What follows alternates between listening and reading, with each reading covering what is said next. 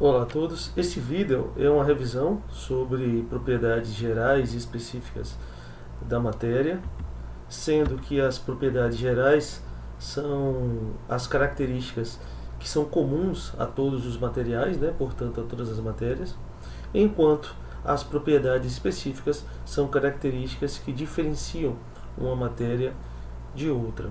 Entre as principais propriedades gerais da matéria, sempre destaca-se a extensão, que é a capacidade de ocupar espaço, compressibilidade, que é a possibilidade de reduzir o volume, né, da matéria sob pressão, ou seja, é a capacidade que tem a matéria de ser comprimida.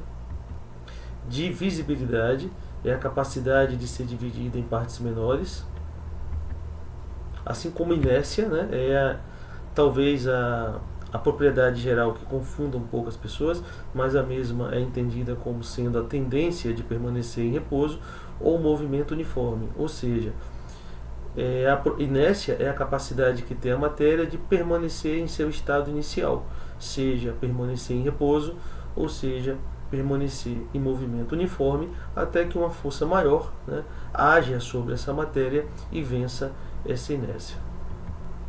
Impenetrabilidade indica que dois corpos não podem ocupar o mesmo lugar no espaço ao mesmo tempo, enquanto a elasticidade é a capacidade que tem a matéria de voltar à sua forma original após deformação.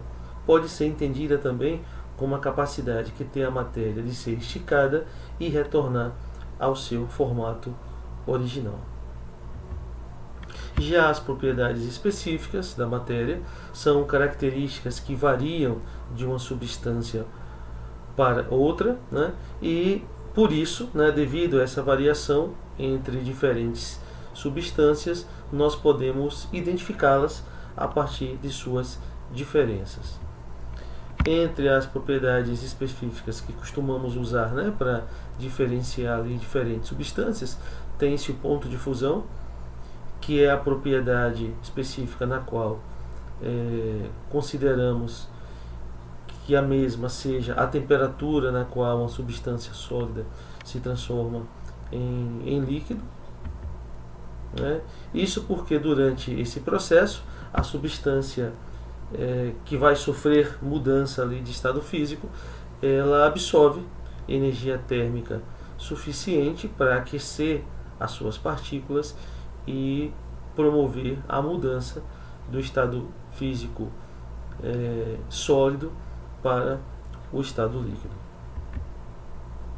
Um exemplo, né, é que o ponto de fusão da água em seu estado sólido, né, quando a mesma está em forma de gelo, é de cerca de 0 graus centígrados, e já o ferro é de aproximadamente 1538 graus centígrados, ou seja, justamente a partir dessa diferença do ponto de fusão é uma informação importante para diferenciarmos diferentes matérias. Então, a água, ela passa do estado sólido para o estado líquido quando atinge ali a partir do 0 graus centígrados, enquanto o ferro, para passar do estado sólido para o estado líquido, precisaria ali no mínimo de uma temperatura igual a 1538 graus centígrados. Já o ponto de ebulição é a temperatura na qual uma substância no estado líquido se transforma em gás, né? Ou seja, passa do estado líquido para o estado gasoso, né? Um exemplo disso é o ponto de ebulição da água, que é de 100 graus centígrados ao nível do mar, né, com a pressão atmosférica considerada normal. É importante lembrar que no caso do ponto de ebulição, a pressão atmosférica também tem um efeito significativo. Então, à medida que elevamos as altitudes, né, em relação ao nível do mar, a pressão, o ar se torna mais rarefeito e a pressão atmosférica diminui.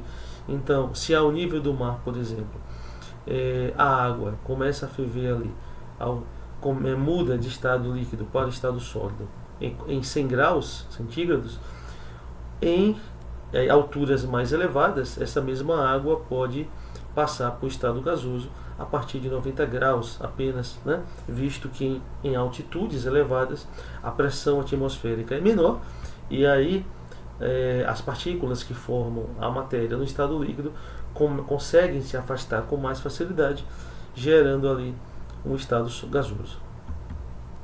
Já o ponto de ebulição do álcool etílico é aproximadamente 78,5 graus centígrados. Por isso que o álcool ele acaba evaporando mais rápido do que, por exemplo, a água. Uma outra propriedade física específica, ou seja, que varia de uma substância para outra, é a densidade, que é uma grandeza física que relaciona a massa de um objeto com o volume que ele ocupa. Então a densidade é uma propriedade específica, portanto varia de uma substância para outra, e a mesma está relacionada ali com a proporção da massa em relação ao volume de um corpo. A mesma pode ser calculada então a partir dessa fórmula, massa dividido o volume. Geralmente, costuma-se utilizar como unidades de medidas para a densidade o mais comum, quilograma por metro cúbico, ou também, em algumas situações, grama por centímetro cúbico, ou em situações específicas, outras unidades de medida também podem ser utilizadas. A dureza é uma outra propriedade específica, definida como a resistência à deformação. Então, quanto maior for o grau de dureza de uma matéria, mais resistente a mesma vai ser à deformação, a arranhões, a riscos. Como, por exemplo, o diamante, é uma substância que apresenta um alto grau de dureza, portanto, resistência à deformação. Um outro conceito que nós usamos quando falamos de propriedades gerais e específicas é o conceito de grandezas físicas, que são nada mais que características de um fenômeno, corpo ou substâncias que podem ser medidas ou quantificadas. Então, altura, peso, velocidade, distância, tempo, temperatura corporal, glicemia. Então, tudo que possa ser medido em relação a uma matéria é considerado uma grandeza física. Os resultados dessa medição são expressos em unidades, chamadas unidades de medidas, que geralmente segue um padrão internacional do sistema de medidas internacionais. Exemplos, como eu tinha falado, o comprimento, a massa, o tempo, a temperatura, a velocidade, a energia, entre outras coisas que também podem ser medidas. Então é isso, espero que tenham gostado e entendido essa breve revisão desses conceitos. Fique à vontade para curtir o vídeo, compartilhar e permaneçam aqui no canal para continuar recebendo mais vídeos, tanto de revisão de ciências quanto esse, mas também de vídeos relacionados à saúde humana. Até mais.